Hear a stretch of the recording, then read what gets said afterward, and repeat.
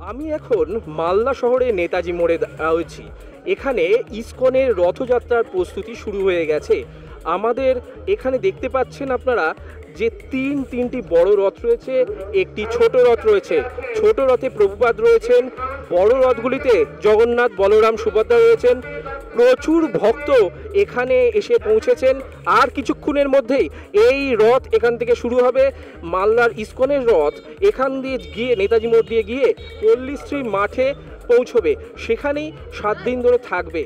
বেশ কয়েক বছর ধরেই ইসকনের উদ্যোগে এখান থেকে রথযাত্রা শুরু হয়ে গোটা শহর পরিক্রমা করে রামকৃষ্ণ পল্লীতে থাকে এবং তারপর আবার 7 দিন পর ফিরে আসে। আমরা গভীর শ্রদ্ধার সঙ্গে এটা পালন করি। বছরের নাই এবছরও ইসকনের পক্ষ থেকে এবং ইংলিশ বাজার পৌরসভার সহযোগিতায়, এবং শুধু তাই নয়, গোটা মালদার সমস্ত মানুষের সহযোগিতায় আজকে শ্রী শ্রী জগন্নাথ মহাপ্রভুর রথযাত্রা শুভ সূচনা হলো। আমরা খুব আনন্দের সহকারে এই পুজোটাকে, আজকের দিনটাকে পালন করি এবং আমাদের পৌরসভার মাধ্যমে গোটা রাস্তায় সমস্ত যারা মানুষরা ভিড় জমায়েত করে প্রভু জগন্নাথের রথের দড়ি ধরার জন্য থাকবেন, যাতে সুষ্ঠুভাবে রথের দড়ি হয়। তিনটি রথ, বলরাম, সুভদ্রা এবং প্রভু জগন্নাথের 3টি রথ যাতে খুব সুন্দরভাবে রাস্তা দিয়ে যেতে পারে, তার জন্য আমাদের প্রশাসনের দিক থেকে পর্যাপ্ত অফিসাররা রয়েছেন এবং পৌরসভা রয়েছেন জলের ব্যবস্থা নিয়ে, এবং সর্বোপরি এখানকার মানুষ রয়েছেন, গোটা মালদার মানুষ রয়েছেন সহযোগিতা আজকের দিনে। জয় জগন্নাথ, জয় জগন্নাথ, জয় জগন্নাথ। ইসকন মালদা রথযাত্রা এবারে আমাদের 20তম বর্ষ, অর্থাৎ 20 বছরে পদার্পণ করলো।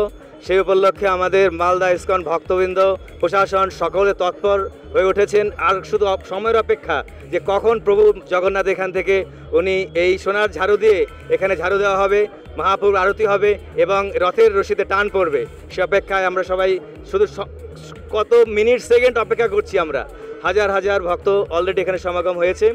আমাদের আজকের এই জগন্নাথ দেব, বলদেব, সুভদ্রা, আমাদের পুরীর যেভাবে আমাদের রথযাত্রা অনুষ্ঠিত হয় সেভাবে এখানে হচ্ছে। মহাপ্রভু জগন্নাথ উনি 56 ভোগ গ্রহণ করেছেন। আবার এখান থেকে এই রথযাত্রা অনুষ্ঠিত হয়ে পল্লীশ্রী ময়দানে ওখানে 7 দিন থাকবে, অর্থাৎ 8 থেকে 14 তারিখ ওখানে গুন্ডিচে, অর্থাৎ মাসির বাড়ি, সেখানে প্রতিদিন 56 ভোগ হবে এবং বিভিন্ন সাংস্কৃতিক অনুষ্ঠান রয়েছে আমাদের, ভজন, কীর্তন, প্রবচন, সন্ধ্যা আরতি, নৃত্য অনুষ্ঠান, নাটক এবং সকলের মধ্যে মহাপ্রসাদ বিতরণ, যেটা আমাদের ইসকনের একটা ইউনিক ব্যাপার, সর্বসাধারণের মধ্যে মহাপ্রসাদ বিতরণ।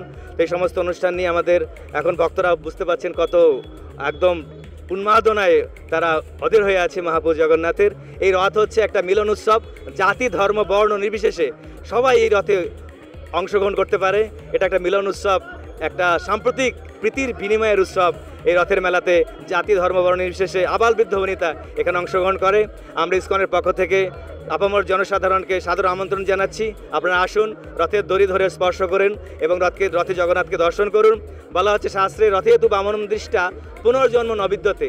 এই রথের দিনে যদি কেউ মহাপ্রভু জগন্নাথ, বলদেব, সুভদ্রাকে রথে উপবিষ্ট দর্শন করে, প্রণাম নিবেদন করে, একটু রথের দড়ি স্পর্শ করে, তাহলে আর তার পুনর্জন্ম হবে না, চির মহা শান্তি আনন্দে তার জীবন অতিবাহিত হবে।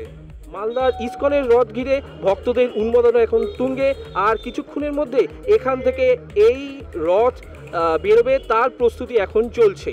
শুভদীপ বন্দ্যোপাধ্যায়, মালদা টুডে।